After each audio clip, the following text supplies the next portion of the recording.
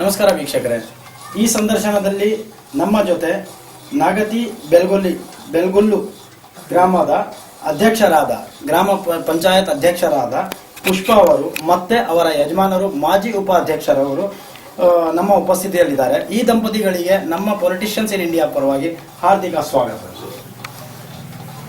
Sir, ತಾವು political carrier ಮತ್ತೆ ಸಮಾಜ ಸೇವೆಗಳಲ್ಲಿ ಯಾವಾಗ ಮತ್ತೆ ಹೇಗೆ ಪ್ರವೇಶ ಮಾಡಿದ್ದೀರಿ?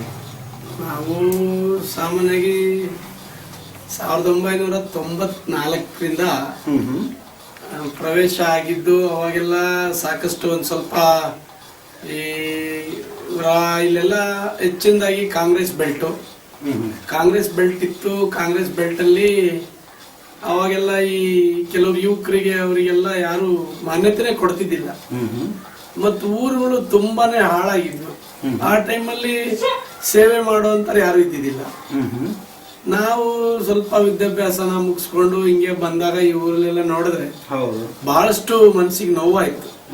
ಏನಿದೆಲ್ಲ ಬರ್ತಾರೆ. ಅವಾಗ ಕರಿಯಣ್ಣ, ಬಸವಣ್ಣಪ್ಪ ಇಬ್ರೇ MLA ಅವ್ರು ಬರೋದು, ಕರಿಯಣ್ಣ ನೀವು ನಮ್ಗೆ ಓಟ್ ಹಾಕಲ್ಲ ಅನ್ನೋದು, ಬಸವಣ್ಣಪ್ಪ ಯಾರು ಬಂದಿದೆಯಪ್ಪ ಓಟ್ ಅನ್ನೋದು, ಈ ರೀತಿ ಸಮಸ್ಯೆಗಳಿದ್ದಾಗ ಯಾಕೆ ನಮ್ಮಲ್ಲೆಲ್ಲ ಇದಾಗಬಾರ್ದು, ನಮ್ಮಲ್ಲಿ ಯಾರು ಒಬ್ರು ಪ್ರಮುಖರು ಇದಾಗ್ಬೋದು ಅಂತ ಹೇಳ್ಬಿಟ್ಟು ನಾವು ಆ ಟೈಮಲ್ಲಿ ನಮ್ಮೂರಿನ ಒಬ್ರು ಲಕ್ಷ್ಮಣ್ ನಾಯ್ಕ ಅನ್ನೋರಿಗೆ MLA ಎಲೆಕ್ಷನ್ ನಿಲ್ಲಿಸಿದ್ವಿ.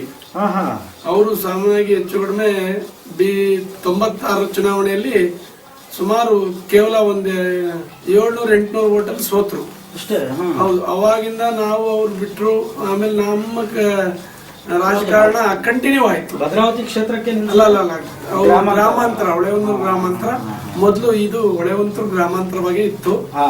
ಅವಾಗೆಲ್ಲ ಇದಾಯ್ತು. ಅದಾದ ನಂತರ ನಾವು 2000 ಇಸ್ವಿಗೆ ಗ್ರಾಮ ಪಂಚಾಯತಿ ಚುನಾವಣೆ ಬಂತು. ಗ್ರಾಮ ಪಂಚಾಯತಿ ಚುನಾವಣೆ ಬಂದಾಗ ಅವತ್ತಿನ ದಿನದಲ್ಲಿ ನಾವು ಅಪ್ಲಿಕೇಶನ್ ಹಾಕಿದ್ವಿ.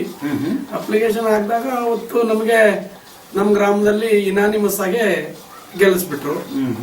ಅವಿರೋಧವಾಗಿ ಆಯ್ಕೆ ಮಾಡಿದ್ರು. ನಮಗೆ ಅವಿರೋಧವಾಗಿ ಆಯ್ಕೆ ಮಾಡಿದ್ದಕ್ಕೆ ನಮ್ಮೂರ ಜನಗಳಿಗೆ ನಾನು ಅವತ್ತೇ ತುಂಬಾ ಚಿರಋಣಿ ಆಗ್ಬಿಟ್ಟೆ. ಅಂದ್ರೆ ನಮ್ಮಂತರಿಗೆಲ್ಲ ಅವರು ಅಷ್ಟು ಉತ್ಸಾಹ ಕೊಟ್ಟಲ್ಲ ಅಂತ ಹೇಳಿ. ಅದಾದ ನಂತರ ನಾವು ಅವತ್ತಿಂದಾನು ನಿರಂತರವಾಗಿ ಆ ಭಗವಂತ ಮತ್ತೆ ನಮ್ಮ ಒಳ್ಳೆತನಕ್ಕೋ ಏದಕ್ಕೋ ಗೊತ್ತಾಗ್ತಿಲ್ಲ, ನಿರಂತರವಾಗಿ ನಮಗೆ ಯಾವ್ದಾದ್ರು ಒಂದು ಹುದ್ದೆ ಅಲಂಕರಿಸ್ತಾನೆ ಬರ್ತಾ ಇದೆ. ಇವತ್ತಿನವರೆಗೂ ಕೂಡ ನಾವು ವಿವಿಧ ಮತ್ತೆ ಈ ಜಿಲ್ಲಾ ಮಟ್ಟ, ತಾಲೂಕು ಮಟ್ಟ, ರಾಜ್ಯ ಮಟ್ಟ, ಈ ಮಟ್ಟದೆಲ್ಲ ಕೆಲವು ಸಮಿತಿಗಳು ಅಂತದ್ರಲ್ಲೆಲ್ಲ ನಮ್ಗೆ ಅಧಿಕಾರ ಸಿಗ್ತಾನೆ ಇದೆ. ಈಗಲೂ ಪ್ರೆಸೆಂಟ್ ನಮಗೆ ನಾವು ಇಲ್ಲೇ ನಮ್ಮಲ್ಲಿ ಒಂದು ಲೋಕಲ್ ವಿದ್ಯಾಸಂಸ್ಥೆ ಇದೆ, ಶ್ರೀ ನಂಜುಂಡೇಶ್ವರ ವಿದ್ಯಾಸಂಸ್ಥೆ. ಆ ಸಂಸ್ಥೆಗೆ ಅಧ್ಯಕ್ಷರು ಹೌದು ನಾನು. ಮತ್ತೆ ನನಗೆ ಈ ಹಿಂದೆ ಕಾಗೋಡು ತಿಮ್ಮಪ್ಪ ಅವರು ಕಾಂಗ್ರೆಸ್ ಗವರ್ಮೆಂಟ್ ಇರ್ಬೇಕಾದ್ರೆ 5 ವರ್ಷಗಳ ಕಾಲ ಶಿವಮೊಗ್ಗ ಜಿಲ್ಲಾ ಗ್ರಂಥಾಲಯ ಪ್ರಾಧಿಕಾರದ ಡೈರೆಕ್ಟರ್ ಮಾಡಿದ್ರು. ಆಮೇಲೆ ಒಂದ್ಸರಿ ನನಗೆ ಇದು ಭೂನ್ಯಾಯ ಮಂಡಳಿ, ಅದು ಒಂದು ತಾಲೂಕು ಬಾಡಿ, ಭೂನ್ಯಾಯ ಮಂಡಳಿ ನಿರ್ದೇಶಕರ ಒಂದು ಡೈರೆಕ್ಷನ್ ಬಂತು. ಬಟ್ ಮಧ್ಯದಲ್ಲಿ ಕೆಲವು ರಾಜಕಾರಣಿಗಳ ಕೈವಾಡದಿಂದ ಕೈ ತಪ್ಪೋಯ್ತು. ಆದ್ರೂ ನಮಗೇನು ಬೇಜಾರಿಲ್ಲ. ಅದಾದ ನಂತರ ಇತ್ತೀಚಿನ ದಿನಗಳಲ್ಲಿ ಮೊನ್ನೆ 2010ನೇ ಚುನಾವಣೆಯಲ್ಲಿ ನಾನು ಎಲೆಕ್ಷನ್ಗೆ ಆಕಾಂಕ್ಷಿಯಾಗಿದ್ದೆ, ಹಾಕಿದ್ದೆ ಗ್ರಾಮ ಪಂಚಾಯತಿಯಲ್ಲಿ. ಹೌದು. ಬಟ್ ನನ್ನ ಹೆಂಡತಿಗೇನು ಕೂಡ ಅವರು ಹಾಕಿದ್ರು. ಬಟ್ ಕೆಲವರು ಊರಿನವರೆಲ್ಲ ನೀವು ಒಳ್ಳೆ ಪ್ರಭಾವಿಗಳಿದ್ದೀರಾ, ನಿಮಗೆ ಇರೋದು ಬೇಡ, ನಿಮ್ಮ ಮನೆಯವ್ರಿಗೆ ಇನಾನಿಮಸ್ ಮಾಡ್ಬಿಡೋಣ ಅಂತ ಹೇಳಿದ್ರು. ಅದರಲ್ಲಿ ಊರವ್ರ ಮಾತು ಕೇಳ್ದಂಗೆನೆ ಕೆಲವರು ವಿರೋಧ ಅಂತ ಹೇಳ್ಬಿಟ್ಟು ಒಬ್ರಿಬ್ರು ಇರ್ತಾರೆ. ಒಬ್ರು ಮಹಾತ್ಮ ಗಾಂಧಿ ಅವ್ರ ಬಗ್ಗೆನೇ ತಪ್ಪು ಮಾತಾಡೋರು ಬಹಳ ಜನ ನಮ್ಮ ದೇಶದಲ್ಲಿ ಸಿಗ್ತಾರೆ. ಹಂಗಾಗಿ ನಮಗೆ ಒಬ್ರು ಮಾತ್ರ ಅವರು ಅಪ್ಲಿಕೇಶನ್ ಹಾಕಿದ್ರು. ಪರವಾಗಿಲ್ಲ, ನಮಗೆ ಉತ್ತಮ ಓಟನ್ನು ಕೊಟ್ಟು ಈ ಊರಲ್ಲಿ ನಮಗೆ ಜಯಗಳಿಸಿದ್ರು. ಅದರಿಂದ ನಾವು ಈ ಊರು ಈಗ ಗೆದ್ದು ನೀವು ಬಂದ ಮೇಲೆ ನಿಮ್ಮ ಜನರಿಗೆ ಮಾತುಗಳನ್ನು ಕೊಟ್ಟ ಹಾಗೆ ಏನೇನು ಕೆಲಸ ಕಾರ್ಯಗಳನ್ನು ತಾವು ನಾವು ಜನಗಳಿಗೆ ಮಾತುಗಳನ್ನು ಕೊಡಲ್ಲ, ಕೆಲಸ ಎಲ್ಲಿದೆ ಅಂತ ಹೇಳ್ಬಿಟ್ಟು ಹುಡುಕ್ತಿವಿ.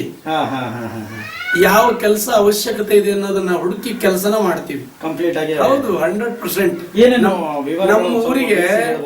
ನಮ್ಮ ಊರಿಗೆ ಈ 1998-2000 ಇಸ್ವಿ ಹಿಂದೆ ಇಲ್ಲಿ ಬರ್ಲಿಕ್ಕೆ ರಸ್ತೆ ಇದ್ದಿದ್ದಿಲ್ಲ. ಹೌದು. ಅವತ್ತಿನ ದಿನದಲ್ಲಿ SGSY ಅಂತ ಹೇಳ್ಬಿಟ್ಟು ಒಂದು ಸ್ಕೀಮ್ ಇತ್ತು. ಹೌದು. ಅದನ್ನ ನಮ್ಮೂರಿಗೆ ನಾನು ಒಂದಿನ ಬನ್ನಿ ಸರ್ ಮನೆಗಳು ನೋಡಿ ಅಂತ ಹೇಳ್ಬಿಟ್ಟು ಒಬ್ಬರು ನಮ್ಮ ಭದ್ರಾವತಿ ತಾಲೂಕು ಇಒನ ಕರ್ಕೊಂಡ್ಬಂದೆ. ಅವ್ರ ಜೀಪ್ ನಮ್ಮೂರಿಗೆ ಬರ್ಲಿಲ್ಲ. ಅವತ್ತೇ ಅಂದ್ರು ಅವರು, ನೀವು ನಾಯಕರೇ ದಯಮಾಡಿ ಈ ಊರಲ್ಲಿ ಕೂಲಿಗಾಗಿ ಕಾಳು ಯೋಜನೆಯಲ್ಲಿ ಈ ಊರಿಗೆ ರಸ್ತೆ ಮಾಡ್ರಿ ಅಂದ್ರು. ಹೌದು. ಅವತ್ತೇ ಏನಿಲ್ಲ, ಟ್ರ್ಯಾಕ್ಟರ್ ಎಲ್ಲ ಓಡಿಸಿ ಕೂಲಿಗಾಗಿ ಜನ ಕರ್ಕೊಂಡು ಕೂಲಿಗಾಗಿ ಕಾಳು ಅಂತ ಹೇಳ್ಬಿಟ್ಟು ಮೊದಲನೇ ಬಾರಿನೇ ಇಲ್ಲೊಂದು ಓಣಿ ಇತ್ತು. ನಾಕ್ತಿ ಬೆಳಗಲು ಭದ್ರಾವತಿಯಿಂದ ಬರಕ್ ಜಾಗನೇ ಇದ್ದಿದ್ದಿಲ್ಲ. ಆ ಓಣಿ ಕಂಪ್ಲೀಟ್ ಎಲ್ಲದನ್ನು ಕ್ಲೀನ್ ಮಾಡಿ ಅವತ್ತೇ ಒಂದು ರಸ್ತೆನ ನಿರ್ಮಾಣ ಮಾಡ್ಬಿಟ್ವಿ. ಸರ್ಕಾರದಿಂದ ಅನುದಾನಗಳು ಕೊಟ್ಟರು. ಜೊತೆಯಲ್ಲಿ ಊರಿನ ಜನ ಅವರು ನಾವು ಎಲ್ಲ ಸೇರ್ಕೊಂಡು ಒಳ್ಳೆ ಕೆಲಸ ಮಾಡಿದ್ವಿ. ಅದೇ ಟೈಮಲ್ಲಿ ಒಂದು ಒಳ್ಳೆ ಉತ್ತಮವಾದ NSS ಕ್ಯಾಂಪು, ಸ್ವಯಂ ಸೇವಕ ಸಂಸ್ಥೆಗಳು ಮತ್ತೆ ಇನ್ನಿತರೆ ಸಂಸ್ಥೆಗಳೆಲ್ಲ ಸೇರ್ಕೊಂಡ್ವಿ. ಅವ್ರನ್ನೆಲ್ಲ ಒಗ್ಗೂಡಿಸ್ಕೊಂಡು ಒಳ್ಳೆ ಕೆಲಸಗಳನ್ನ ಮಾಡಿಲ್ಲ ಕೆಲಸ ಮಾಡ್ತಿದ್ವಿ. ಮತ್ತೆ ಕುಡಿಯೋ ನೀರು ಅಂದ್ರೆ ನಮ್ಮಲ್ಲಿ ಇಲ್ಲೆಲ್ಲೂ ಈ ನಾಕ್ತಿ ಬೆಳಗಲ್ ತಾಂಡದಲ್ಲಿ ಇಲ್ಲೆಲ್ಲೂ ಒಂದ್ 25 ಬೋರ್ ಹಾಕಿದ್ರು ಕುಡಿಯೋ ನೀರು ಸಿಕ್ಕೇ ಇಲ್ಲ ಇನ್ನು. ಅದರಿಂದ ನಾವೇನ್ ಮಾಡಿದ್ವಿ, 2.5 ಕಿಲೋಮೀಟರ್ ದೂರದಿಂದ ಒಂದು ಭದ್ರಾ ನದಿ ದಡದಿಂದ ನೀರು ಬರ್ತಾ ಇತ್ತು ನಮಗೆ. ಅಲ್ಲೊಂದು ಬೋರ್ವೆಲ್ ಇತ್ತು, ನಾಕ್ತಿ ಬೆಳಗಲು ಒಂದು ತಾಂಡಕ್ಕೆ ನೀರಿತ್ತು. ಅದನ್ನ ಏನ್ ಮಾಡಿದೀವಿ ಅಂದ್ರೆ ಈಗ ನಂಜುಂಡೇಶ್ವರ ಸ್ವಾಮಿ ದೇವಸ್ಥಾನ ಹತ್ರ ಒಂದು ಬೋರನ್ನ ಹೊಡಿಸಿ, ತುಂಬಾ ಬರಗಾಲದ ಪರಿಸ್ಥಿತಿ, ಆ ಬೋರ್ ಹೊಡಿಸಿದ್ದು ಉದ್ದೇಶ ಅಂದ್ರೆ ನಾಕ್ತಿ ಬೆಳಗಲು ನಂಜುಂಡೇಶ್ವರ ದೇವಸ್ಥಾನಕ್ಕೆ ಬೇಕು ಅಂತ. ಅದೃಷ್ಟವತಾಸ ಭಗವಂತನ ಕೃಪೆ ಮತ್ ನಮ್ಮ ಜನಗಳ ಒಂದಿದು, ಭಗವಂತ ಒಳ್ಳೆಯವರಿಗೆ ಒಳ್ಳೇದು ಮಾಡ್ತಾನೆ ಅನ್ನೋದಕ್ಕೆ, ನಮ್ ಜನಗಳಿಗೆ ಏನೋ ಒಳ್ಳೇದಾಗ್ಲಿ ಅನ್ನೋದಕ್ಕೆ ಆ ಭಗವಂತ ನೀರ್ ಕೊಟ್ಟ. ಹೆಚ್ಚು ಕಡಿಮೆ 6 ಇಂಚ್ ನೀರ್ ಬಿತ್ತು ಆ ಊರಲ್ಲಿ. ಆ 6 ಇಂಚ್ ನೀರ್ ಬಿದ್ದಿರೋದ್ರಿಂದ ನಾವಿವತ್ತು ಆ ನೀರನ್ನ 2 ಕಿಲೋಮೀಟರ್ 2200 ಮೀಟರ್ ಏನೋ ದೂರ ಆಗುತ್ತೆ. ಅಲ್ಲಿಂದ ಇಲ್ಲಿಗೆ ಪೈಪ್ ಲೈನ್ ತಂದ್ವಿ. SM ಕೃಷ್ಣ ಮುಖ್ಯಮಂತ್ರಿ ಇದ್ದಾಗ ಅವರು ನಮಗೆ ಹೆಚ್ಚು ಕಡಿಮೆ ಬರಗಾಲದ ಒಂದು ಪ್ರದೇಶ ಇತ್ತು. ಕರಿಯಣ್ಣ ಅವ್ರ MLA ಆದ್ರು. ಅವರು ಸುಮಾರು ಒಂದು 10 ಲಕ್ಷ ದುಡ್ಡನ್ನ ಕೊಟ್ಟಿ ಪೈಪ್ ಲೈನ್ ಮಾಡಿಸ್ಕೊಟ್ರು.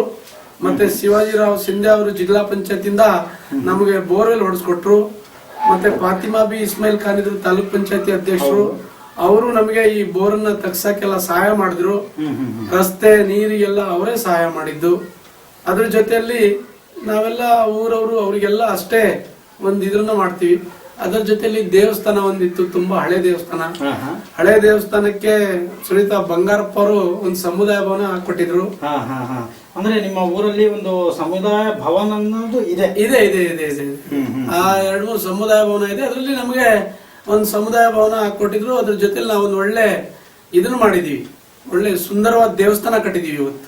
ಸುಮಾರು ಅದಕ್ಕೆ ತಾಂಡ ಅಭಿವೃದ್ಧಿ ನಿಗಮದಿಂದ ಈಗ ದುಡ್ಡು ಬಂತು. ಅದನ್ನು ಸೇರಿಸ್ಕೊಂಡು ಸುಮಾರು 10 ಲಕ್ಷ ರೂಪಾಯಿ ಈಗ ಬಂತು.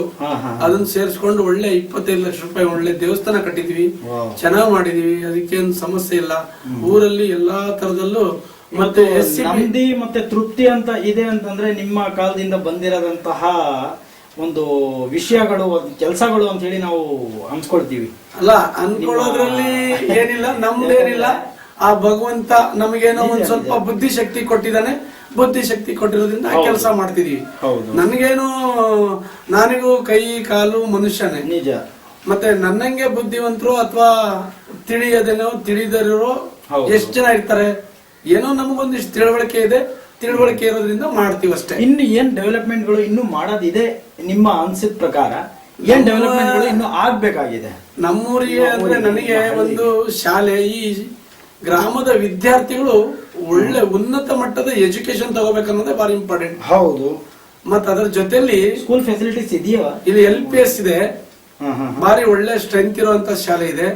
ಆ ಶಾಲೆಗೆ ನಾನು ಒಂದ್ ಸುಮಾರು 8 ರಿಂದ 10 ವರ್ಷ SDMC ಅಧ್ಯಕ್ಷನಾಗಿದ್ದೀನಿ. ಆಮೇಲೆ ನಮ್ಮ ಮನೆಯವರು ಮೊನ್ನೆ ಒಂದು 2 ವರ್ಷ ಉಪಾಧ್ಯಕ್ಷ ಆಗಿದ್ರು ಇದ್ರು. ನಮ್ಮ ಮಕ್ಕಳೆಲ್ಲಾರು ಇದ್ರು ಅಲ್ಲಿ. ಈಗ ನಮ್ಮ ಮಕ್ಕಳೆಲ್ಲ ಸರ್ಕಾರಿ ಶಾಲೆನಾ? ಸರ್ಕಾರಿ ಶಾಲೆ.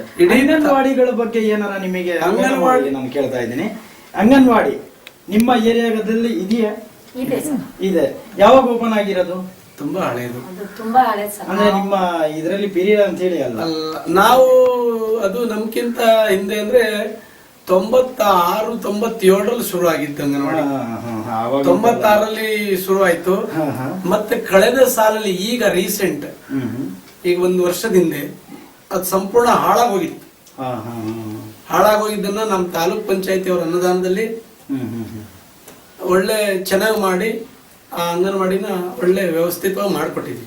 ಅದಕ್ಕೆ ಜಿಲ್ಲಾ ಪಂಚಾಯತಿಂದ ಕುಡಿಯೋ ನೀರು ಅದನ್ನೆಲ್ಲ ಏನೋ ವ್ಯವಸ್ಥೆ ಮಾಡಿದ್ದಾರೆ. ಇತ್ತೀಚಿನ ದಿನದಲ್ಲಿ ನಾವು ಅದನ್ನೆಲ್ಲ ನೋಡ್ತೀವಿ. ಹೆಚ್ಚಿನದಾಗಿ ಜನಗಳು ಸ್ವಲ್ಪ ಇದು ಮಾಡೋದ್ರಿಂದ ನಮಗೆ ಸ್ವಲ್ಪ ಒಂದು ಈ ಏನು ಒಂದು ಕೆಟ್ಟ ಕಶ್ಮಲವಾದ ರಾಜಕಾರಣ, ಸುಳ್ಳು ಟಕ್ಕ ಹೇಳಕ್ ಬರಲ್ಲ. ಈ ಊರಲ್ಲಿ ನಾನು ನೇರವಾಗಿ ಹೇಳುವಂತ ಮನುಷ್ಯ. ಎಷ್ಟು 1000 ಜನ ಇರ್ಲಿ, ಅದು ಇದ್ದಿದ್ದನ್ನ ಇರೋಂಗೆ ಹೇಳುವಂತ. ನಿಮ್ ಬಗ್ಗೆ ನಾವು ಎಂಟ್ರೆನ್ಸ್ ಅಲ್ಲಿ ಬರ್ಬೇಕಾದ್ರೇನೆ ಒಂದ್ 4 ಜನ ಯಜಮಾನ್ರು ಕುತ್ಕೊಂಡಿದ್ರು. ಹಿಂಗೆ ನಿಮ್ ಬಗ್ಗೆ ಬರೀ ಹೆಸರು ಕೇಳಿದ ಕೂಡ್ಲೇನೆ ದಾರಿ ತೋರ್ಸೋದು ಅಲ್ದೆ, ಬಟ್ ಒಂದ್ ಕೆಲಸ ಅವ್ರು ಹೇಳಿದ್ರು. ನಮ್ ನಿಜವಾಗ್ಲೂ ಅಂದ್ರೆ ಅವ್ರು ಹೇಳಿದ ಪ್ರಕಾರ, ನಾನು ನನ್ನ ಕಡೆಯಿಂದ ಹೇಳ್ತಾ ಇಲ್ಲ ಈ ಮಾತು, ನಮಗೆ ಈ ಏರಿಯಾಕ್ಕೆ, ನಮ್ಮ ಈ ಹಳ್ಳಿಗೆ ಹೇಳ್ಬೇಕಂತಂದ್ರೆ ನಮಗೆ ಒಂದು ದೇವ್ರ ತರ ಬಂದಿದ್ರು ಅವರು. ಅದಕ್ಕೋಸ್ಕರ ನಮ್ಮ ಈ ಲೆವೆಲಿಗೆ ಬಂದಿದೆ ಅಂತ ಹೇಳಿ ಅವರು ಇದು ಹೇಳಿದ್ದಾರೆ ಅವರು. ಹಂಗಂತ ಹೇಳಿದ್ರೆ ನಿಮ್ಮ ಬಾಯಿಂದಾನೇ ಬರ್ಬೇಕಂತ ಏನಿಲ್ಲ, ನಿಮ್ ಊರಿನ ಜನನೂ ಕೂಡ ನಿಮ್ ಬಗ್ಗೆ ಒಳ್ಳೆ ಅಭಿಪ್ರಾಯಗಳನ್ನು ಇಟ್ಟಿದ್ದಾರೆ, ಒಳ್ಳೆ ಮಾತುಗಳನ್ನ ಹೇಳಿದ್ದಾರೆ ಹೊರತು ಮಾಡಿಲ್ಲ. ನಮಗೆ ಅದು ಅವರು ಓಟಿಗೆ ತಕ್ಕನಾದ ಫಲ ನೀಡುವಂತ ಕೆಲಸ ನಮ್ದು. ಹೌದು. ನಾನು ಅವ್ರ ಮನೆ ಬಾಗ್ಲಿಗೆ ಹೋಗ್ಬಿಟ್ಟು ನನಗೆ ಓಟ್ ಕೊಡಿ ಅಂತ ನಾನು ಕೇಳಿದ್ದೀನಿ. ಆದ್ರೆ ಇವತ್ತು ನಾನು ನಿಮಗೆ ಕೆಲಸ ಮಾಡ್ಕೊಡ್ತೀನಿ ಬನ್ನಿ ಅಂತಿದ್ದೀನಿ. ಇವತ್ತು ಈ ದೇಶದಲ್ಲಿ ನೈರ್ಮಲ್ಯ ಯೋಜನೆಗೆ ಶೌಚಾಲಯ ಕಟ್ಸೋದಕ್ಕೆ ಬಹಳಷ್ಟು ಇದು ಮಾಡ್ತಾರೆ. ನಾನು ನಿನ್ನೆ ಇಲ್ಲೇ ಒಂದು ಗ್ರಾಮ ಸಭೆ, ಇದು ಸಮಾಜ ಸ್ವಸಹಾಯ ಸಂಘಗಳು ಒಂದು ಗುಂಪಿಂದ ಒಂದು ಒಕ್ಕೂಟದ ಒಂದು ಸಭೆ ಕರೆದಿದ್ರು. ಅಲ್ಲಿ ಹೋಗಿದ್ದೆ ನಾನು. ಅವ್ರನ್ನ ಸಂಪೂರ್ಣ ಇರ್ತಕ್ಕಂಥ ಸಾಮಾನ್ಯ ಒಂದು 50 ಜನರಿಗೂ ಸಂಪೂರ್ಣವಾಗಿ ನಾನು ಬೇಡ್ಕೊಂಡೆ, ದಯಮಾಡಿ ನಿಮ್ ಋಣ ತೀರಿಸ್ತೀವಿ, ನಾವು ನಿಮ್ಮನ್ನ ಶೌಚಾಲಯ ಕಟ್ಸ್ಕೊಡ್ತೀವಿ, ಸರ್ಕಾರದಿಂದ ಬಂದಿರ್ತಕ್ಕಂಥ ಸವಲತ್ತನ್ನು ಕೊಡ್ತೀವಿ, ನೀವು ಬಂದ್ ತಗೊಳ್ಳಿ ಅಂತ ನಾನು ವಾಲಂಟಿಯರ್ ಹೇಳಿ ಬಂದಿದ್ದೀನಿ. ಮತ್ತೆ ಇಲ್ಲೆಲ್ಲ ನೀವೇ ಸ್ವತಃ ಹೋಗಿ ಅವರಿಗೆ ಹೇಳಿ ಇದನ್ನೆಲ್ಲ ಮಾಡ್ಕೊಡ್ತೀವಿ. ನಾವು ಹೋಗೋದೇನಿಲ್ಲ, ಇಲ್ಲಿ ನಮ್ಮ ಹಳ್ಳಿ ಅಂದ್ಮೇಲೆ ನಾವು ದಿನನಿತ್ಯ ಅವ್ರ ಜೊತೆಲಿ ಇರ್ತೀವಿ. ನಿಜ ನಿಜ ನಿಜ. ಅವ್ರ ಜೊತೆಲಿ ಇರ್ಬೇಕಾದ್ರೆ ಅವ್ರಿಗೆ ಹೇಳುವಂತ ಕೆಲಸ ಅಲ್ವಾ ನಮ್ದು. ನಾನು ಅದನ್ನೇ ಹೇಳೋದು. ನಾನು ಈ ಊರಿನ ಜನತೆಗೆ, ನಾನು ಈ ಊರಿನ ಯಾರೇ ಮಕ್ಕಳು ಮರಿಯಿಂದ ಹಿಡಿದು ಅಭಿವೃದ್ಧಿ ಆಗ್ಬೇಕು. ಅಭಿವೃದ್ಧಿನೇ ನಮ್ದೇನೋ ಮಂತ್ರ, ಅದೆಲ್ಲೋ ದೊಡ್ಡ ರಾಜಕಾರಣಿ ಹೇಳ್ದಂಗೆ ನಾವ್ ಹೇಳೋದಕ್ಕಾಗಲ್ಲ. ಅದು ನನ್ನ ಮಕ್ಕಳು. ಇವತ್ತು ನಾನು ಬೀದಿಯಲ್ಲಿ ಹೋದ್ರೆ ಎಷ್ಟೋ ಜನ ಮಕ್ಕಳು ಆಲಿಸಿ ಮಾಮ ಬಂದ್ರು, ಆಲಿಸಿ ಕಾಕಾ ಬಂದ್ರು, ಓಡ್ರು ಅಂತಾರೆ. ಕಾರಣ ಅಂದ್ರೆ ನನ್ನ ಮಕ್ಕಳನ್ನ ಅವರು ಇವತ್ತಿನ ಮಕ್ಕಳು ಅವ್ರು ಓದಿ ಮುಂದೆ ಎಂತೆಂತ ಆಫೀಸರ್ ಆಗ್ಬೋದು. ನಮ್ ಸ್ನೇಹಿತರು ಒಂದ್ 2-3 ಜನ ಇದಾರೆ, ಇಲ್ಲಿ 3-4 ಜನ ಈ ಊರಲ್ಲಿ ಒಳ್ಳೊಳ್ಳೆ ಗ್ರಾಜುಯೇಷನ್ ಮಾಡ್ಕೊಂಡಿದ್ದಾರೆ. BCom, BE, MTech ನಮ್ಮವರೇ AEE ಆಗಿದ್ದಾರೆ, ಪ್ರೊಫೆಸರ್ ಆಗಿದ್ದಾರೆ, ಮತ್ತೆ ಇನ್ನು ಒಬ್ರು ಪ್ರೊಫೆಸರ್ ಆಗಿದ್ದಾರೆ, ಪೊಲೀಸ್ನವ್ರು ಆಗಿದ್ದಾರೆ. ಎಲ್ಲ 1-2 ಜನ ಇದ್ದಾರೆ. ತುಂಬಾ ಹೆಮ್ಮೆ ಕೊಡೋದಂತ ಅಲ್ಲ, ಅದೇ ರೀತಿ ಇನ್ನೂ 1-4 ಜನ ಆಗ್ಬೇಕು ಅನ್ನೋದು ನಮ್ಮ ಆಸೆ. ನಿಜ ನಿಜ ನಿಜ. ಅದು ಯಾಕೆ ನಮಗೆ ನಾವು ಬೇಡ್ಕೊಂತೀವಿ ಈ ತರ ನಿಮ್ದು ಆಸೆಗಳನ್ನು ಪೂರೈಸಲಿ ದೇವರು. ಹೌದೌದು. ಸರಿ, ಈ ಕೆಲಸಗಳಿಗೆಲ್ಲ ನಿಮಗೆ ಫಸ್ಟ್ ನೀವು ಪೊಲಿಟಿಕಲ್ ಕ್ಯಾರಿಯರಿಗೆ ಏನು ನುಗ್ಗಿದ್ರಿ ಅಂದ್ರೆ ಬಂದಿದ್ರಿ, ಫಸ್ಟ್ ಕೆಲಸಗಳು ಇದ್ರ ಬಗ್ಗೆ ನಿಮಗೆ ಮಾಹಿತಿ ಕೊಡೋದಂತಹ ವೈಯಕ್ತಿಕವಾಗಿ ನಿಮ್ಮ ಮನ್ಸರ ಗುರುಗಳು ಅಂತ ಹೇಳಿ ಯಾರಿಗೆ ನೀವು ಬಯಸುತ್ತೀರಾ? ನಮಗೆ ರಾಜಕೀಯವಾಗಿ ಊರುಗಳಿಗೆ ಬರ್ಬೇಕು ಅಂದ್ರೆ ಈ ಊರಿನ ಜನದ ಪ್ರೋತ್ಸಾಹನೇ ನಮಗೆ ಗುರು. ಅಂದ್ರೆ ಇಲ್ಲಿ ಪಬ್ಲಿಕ್ಸೇ. ಅದರ ಜೊತೆಯಲ್ಲಿ ಹಿಂಗೆ ಇನ್ನೇನು ನಮಗೆ ಭದ್ರಾವತಿ ಇಲ್ಲಿ ZP ಮೆಂಬರ್ ಆಗಿದ್ರು ಅವಾಗ ಶಿವಾಜಿರಾವ್ ಮತ್ತೆ ಇಸ್ಮಾಯಿಲ್ ಖಾನು, ಮತ್ತೆ ಅವರೆಲ್ಲ ನಮಗೆ ಪ್ರೋತ್ಸಾಹ ನೀಡಿರುವಂತಾರೆ. ಶಿವಾಜಿರಾವ್ ಜೊತೆಯಲ್ಲಿ ನನ್ನ ಸ್ನೇಹಿತ ಒಬ್ಬ ಈಗ ZP 2 ಸರಿ ಗೆದ್ದಿದ್ದಾನೆ, ಷಡಾಕ್ಷರಿ. ನಾನು ಅವನು ಷಡಾಕ್ಷರಿ, ನಾನು ಹೈಸ್ಕೂಲ್ ಕ್ಲಾಸ್ಮೇಟ್ಸ್. ಹಂಗೆ ಮತ್ತೆ ಜೊತೆಯಾಗಿ ನಾವು ವಿದ್ಯಾವಂತರು. ನಮಗೇನು ಸರ್ಕಾರದ ಸವಲತ್ತಾಗ್ಲಿ ಯಾವುದೇ ಆಗ್ಲಿ ಗೊತ್ತಾಗದಂತದೇನಿಲ್ಲ. ಹೋಗ್ತಿವಿ, ವಿಚಾರಿಸ್ತೀವಿ, ಇದು ಹಿಂಗಿದೆ ಅಂತೀವಿ, ಊರವ್ರಿಗೆ ಕರ್ಕೊಂಬಂದು ತೋರಿಸ್ತೀವಿ. ಎಷ್ಟೋ ಮಾಡಿದೀವಿ, ಇಂಡಿವಿಜುವಲ್ ಆಗಿ, ವೈಯಕ್ತಿಕವಾಗಿ, ಮತ್ತೆ ಇವರು ಮನೆಗೆ ಸಾಮೂಹಿಕವಾಗಿ ಬೇಕಾದ ಸವಲತ್ತುಗಳನ್ನ ಕೊಡಿಸಿದೀವಿ ನಾವು. ಯಾರಿಗೂ ಏನು ಕೊಡಿಸ್ದಂಗೆ ಏನು ಇಲ್ಲ. ಬೇಕಾದ ಜನಗಳಿಗೆ ಮನೆಗೆ ಹೋಗ್ಬಿಟ್ಟು ಎಲ್ಲ ಕೊಡಿಸಿದೀವಿ. ಸೀರಿಯಲ್ ಆಗಿ ಲೆಕ್ಕ ಹಾಕೊಂತ ಬಂದ್ರೆ ಎಲ್ಲಾ ಜನಗಳಿಗೂ ಯಾವ್ದಾದ್ರು ಒಂದು ರೂಪದಿಂದ ಸಹಾಯ ಮಾಡಿದ್ವಿ. ಅದ್ರಲ್ಲಿ ಏನು 2 ಮಾತಿಲ್ಲ. ಆದ್ರೆ ಆ ಜನನು ಕೂಡ ವೈಯಕ್ತಿಕವಾಗಿ ಒಬ್ರು ಗುರು ಅನ್ನೋದನ್ನ ಯಾರು ನೀವು ಇದು ಮಾಡಿಲ್ಲ. ಅಂದ್ರೆ ಜನನೇ ಪಬ್ಲಿಕ್ ನಿಮಗೆ ಎಲ್ಲ ಪಬ್ಲಿಕ್ ಗುರುಗಳು ಅಂತ ಹೇಳಿ ನಮ್ಮೂರಲ್ಲಿ ಒಂದ್ಸಲ ಇರ್ತಕ್ಕಂತ ಈಗ ನಮ್ಮೂರಲ್ಲಿ ಇರ್ತಕ್ಕಂತ ಜನಗಳಿಗಿಂತ ನನಗೆ ಗುರುಗಳು ಯಾರು ಇಲ್ಲ. ಹಾ ಹಾ ಹಾ ಹಾ ನಮಗೆ ಆತರ ಗುರುಗಳು ಇದ್ದಿದ್ರೆ ನಾವು ದೊಡ್ಡ ಪೊಲಿಟಿಷಿಯನ್ ಆಗ್ಬೇಕಾಯ್ತು, ಅದಾಗ್ಬೇಕಾಯ್ತು. ಬಟ್ ಅದಾಗೋ ಆಸೆನೂ ನಮಗಿಲ್ಲ. ಇಲ್ಲ, ಹೌದು. ನಮಗ್ ಸಾಕು, ನಾವು ಏನಿದ್ರು ನಿಮ್ಮ ಜನಸೇವೆ ಮಾಡ್ಬೇಕು, ನಾವು ನೆಮ್ಮದಿಯಿಂದ ಇದೀವಿ. ಹೌದು. ಯಾವುದೇ ಹಣಕಾಸು ಆಗ್ಲಿ, ಯಾವುದೇ ವ್ಯಾಮೋಹಕ್ಕೆ ಬಲಿ ಆಗಲ್ಲ. ಹೌದು. ನಾವು ಭಾರಿ ಚೆನ್ನಾಗಿ ನೆಮ್ಮದಿಯಿಂದ ಇದೀವಿ. ನಾವು ಯಾವುದೇ ತರದ ಯಾವ ಒಂದು ಇದ್ರಲ್ಲೂ ಇಲ್ಲ. ನನಗೆ ಯಾರ ಹತ್ರ ನನಗೆ ಏನಾದ್ರು ದುಡ್ಡು ಇಸ್ಕೊಂಡು ಮನೆ ಕೊಟ್ಟಿದ್ದೆ ಆಗಿದ್ರೆ, ಬೇರೆ ಇನ್ನೊಂದು ಸವಲತ್ತನ್ನ ಕೊಟ್ಟಿದ್ರೆ, ಅವನು ಮಾಡಿದಾನೆ, ಅವನ್ ತಿಂದಿದ್ದಾನೆ, ಅವನ್ ದುಡ್ಡನ್ನ ಇಸ್ಕೊಂಡಿದ್ದಾನೆ, ಅವ್ರು ಬೈತಾರೆ, ನಾನು ನಾಳೆ ಹೆಂಗ್ ಹೊರಗಡೆ ಹೋಗ್ಬೇಕು. ನಿಜ ನಿಜ ನಿಜ. ಹೆದರಿಕೆ ಅನ್ನೋದನ್ನ ಹೆದರಿಕೆ ಹುಟ್ಟುತ್ತೆ ನನಗೆ. ಹೌದು, ನಾನು ಹೆದರಿಕೆ ಹುಟ್ಟಿಸ್ಕೊಳ್ಳುವಂತ ಪ್ರಮೇಯಗಳು ಏನು ಇಲ್ಲೇ ಇಲ್ಲ. ಏನು ಮಾಡ್ಲೇಬಾರ್ದು ಅಂತ ಹೇಳಿ ನನಗಿಲ್ಲ. ಬರ್ರಿ ತೋರ್ಸ್ರಿ, ಯಾರ ಇದ್ರೆ. ನಮಗೇನ್ ಇವತ್ತು ಕೂಡ ನಮ್ಮ ಜನಗಳಿಗೆ ಒಳ್ಳೆ ಕೆಲಸ ಮಾಡ್ಬೇಕು. ಹೌದು, ಈ ಊರು ಉದ್ಧಾರ ಆಗ್ಬೇಕು.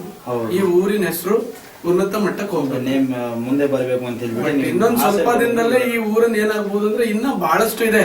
ಈ ಊರಿಗೆ ಸ್ಮಶಾನ ಇಲ್ಲ. ಮತ್ತೆ ಇನ್ನು ಒಂದು ಇಂಪಾರ್ಟೆಂಟ್ ಆಗಿರೋದು ಸ್ಮಶಾನ.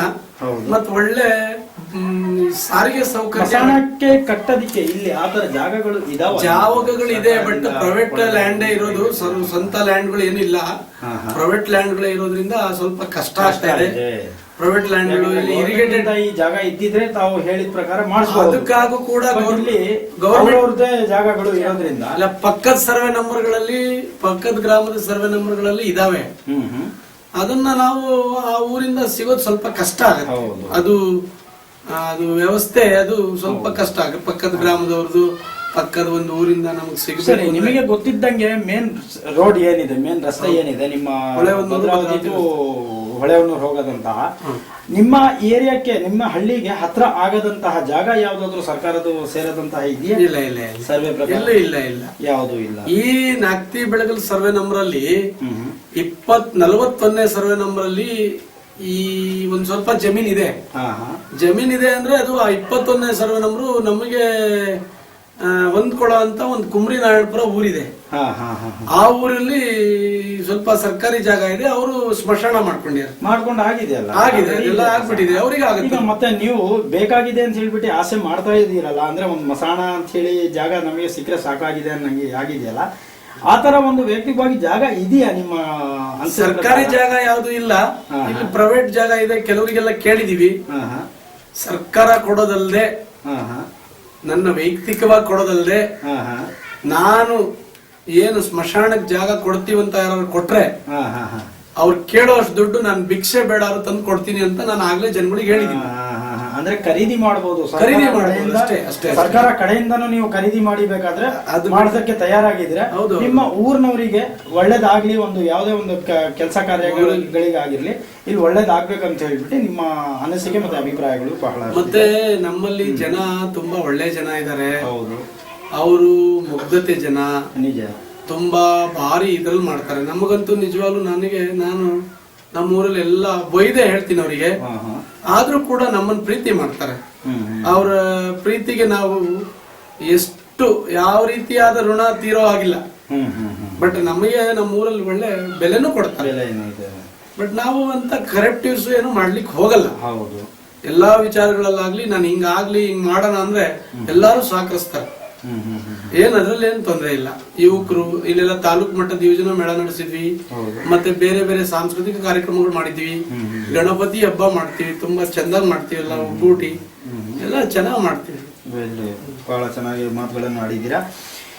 ಕೊನೆಯಾಗಿ ಒಂದು ಪ್ರಶ್ನೆ ಕೇಳ್ಬೇಕಂತ ಇದ್ದೀನಿ.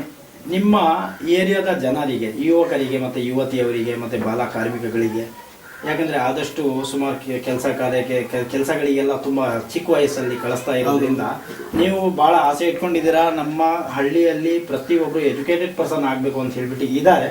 ಆದ್ರೂ ಕೂಡ ಕೆಲವೊಂದು ಮನೆಗಳಲ್ಲಿ ಗದ್ದೆ ಕೆಲಸಕ್ಕೆ, ಹೊಲ ಕೆಲಸಕ್ಕೆ ಅಂತ ಹೇಳಿ ಕಳಿಸ್ತಾ ಇದ್ದಾರೆ.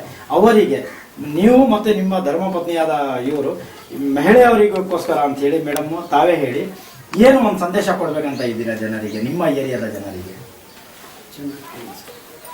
ಚೆನ್ನಾಗಿ ಕೆಲಸ ಮಾಡ್ಬೇಕು ಸರ್. ಮಹಿಳೆಯರು ಓದಕ್ ಕಳ್ಸ್ಬೇಕು ಮಕ್ಳಿಗೆ. ಓದಿ ಮುಂದೆ ಹೋದ್ರೆ ಚೆನ್ನಾಗಿರುತ್ತೆ ಅಂತ ನಮ್ಮ ಅಭಿಪ್ರಾಯ ಇರೋದು.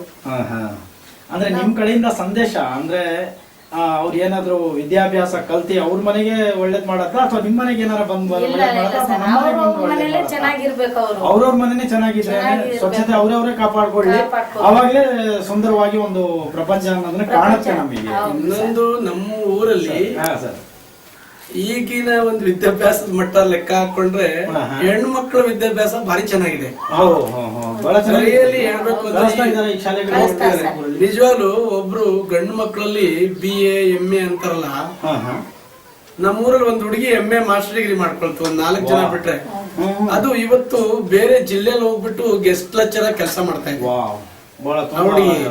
ಮತ್ತೆ ಇನ್ನೂ ಒಂದ್ 5-6 ಜನ ಹುಡುಗರು, ಹೆಣ್ಣು ಹುಡುಗರು MBA ಮಾಡೋದು, BA ಮಾಡೋದು, ಒಂದ್ 5-6 ಜನ ಹೆಣ್ಮಕ್ಳೇ, 8-10 ಜನ ಹೆಣ್ಮಕ್ಳು BA B.Ed ಮಾಡೋದು, TCH ಅಂತವನ್ನೆಲ್ಲ ಹೆಣ್ಮಕ್ಳು ಹೆಚ್ಚಿಗೆ ಮಾಡ್ತಾರೆ.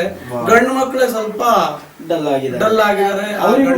ಏನ್ ನೀವು ಸಂದೇಶ ಆ ಗಂಡು ಮಕ್ಳು ದಯಮಾಡಿ ನಾನು ಒಂದು ಹೇಳಲಿಕ್ಕೆ ಇಷ್ಟಪಡ್ತೀನಿ, ಎಲ್ಲದನ್ನು ಬಿಟ್ಟು ನಮಗ್ ಒಳ್ಳೆ ಮೀಸಲಾತಿ ಇದೆ. ಮೀಸಲಾತಿ ಎಲ್ಲಾ ತರದ ಸೌಲಭ್ಯತೆಗಳಿದೆ. ಇದನ್ನು ಉಪಯೋಗಿಸ್ಕೊಂಡು ನಿಜವಾಗಿಯೂ ಕಷ್ಟಪಟ್ಟಿ ಓದಿದ್ದೆ ಆಗಿದ್ರೆ ಅವ್ರ ಜೀವನ ಪಾವನ ಆಗ್ತದೆ, ಅವ್ರು ಸುಖವಾಗಿರ್ತಾರೆ, ಅವ್ರು ಚೆನ್ನಾಗಿರ್ತಾರೆ ಅಂತ ಹೇಳ್ಬಿಟ್ಟು ನಾನು ಕೊನೆಯದಾಗಿ ಹೇಳಲಿಕ್ಕೆ ಇಷ್ಟಪಡ್ತೀನಿ. ತುಂಬಾ ಚೆನ್ನಾಗಿ ಮಾತಾಡಿದ್ದೀರಾ ಸರ್. ನಿಮ್ಮ ಇಬ್ಬರಿಗೂ ದಂಪತಿಗಳಿಗೂ ಪೊಲಿಟಿಷಿಯನ್ಸ್ ಇಂಡಿಯಾ ಪರವಾಗಿ ಅಭಿನಂದನೆಗಳನ್ನು ಅರ್ಪಿಸುತ್ತಾ, ವೀಕ್ಷಕರೇ ಇವರ ಬಗ್ಗೆ ಪೂರ್ಣ ಮಾಹಿತಿಗಳನ್ನು ತಾವು ಪಡೆಯಲು ಲಾಗ್ ಆನ್ ಮಾಡಿ www.politiciansinIndia.com. ಜೈ ಹಿಂದ್, ಜೈ ಕರ್ನಾಟಕ.